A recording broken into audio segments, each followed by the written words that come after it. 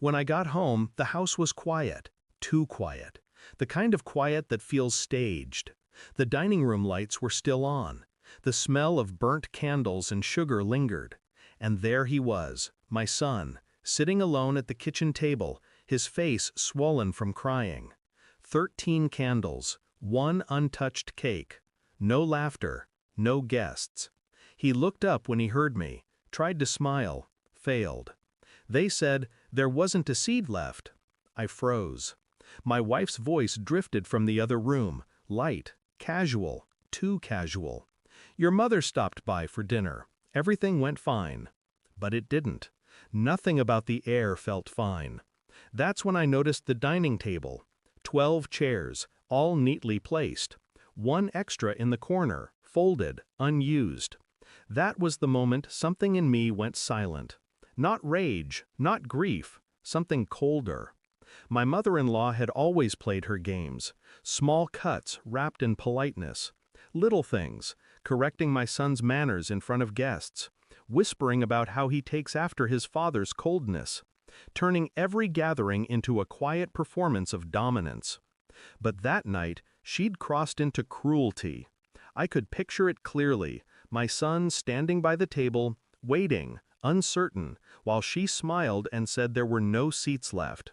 The others, my wife included, pretending not to notice. My wife, silent. That was what broke me, not the act itself, but her silence. Later that night, after my son had cried himself to sleep, I walked through the house like a ghost. Every chair, every plate, every faint echo of laughter replayed in my head. I didn't yell, I didn't confront anyone, because when people show you what they are, shouting only feeds them. Instead, I started thinking. Quietly, strategically. I began with the smallest details. The leftover cake. The candles she'd snuffed out halfway. The folded chair.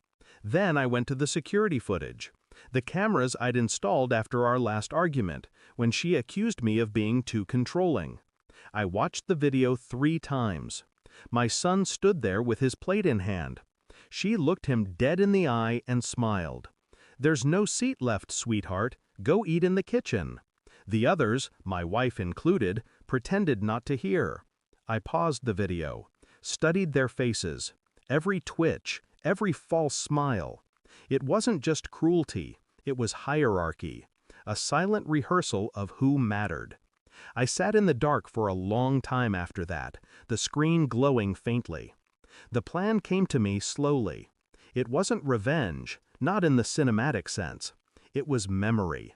People forget words. They don't forget what they're made to feel. So I decided to make her feel what my son did. Powerless, isolated, unseen. The next morning, I woke before dawn. While everyone slept, I rearranged the dining room. 12 chairs, perfectly aligned, surrounding the table. One empty chair, his, set at the head, marked with his name. And beside it, her seat, gone, removed.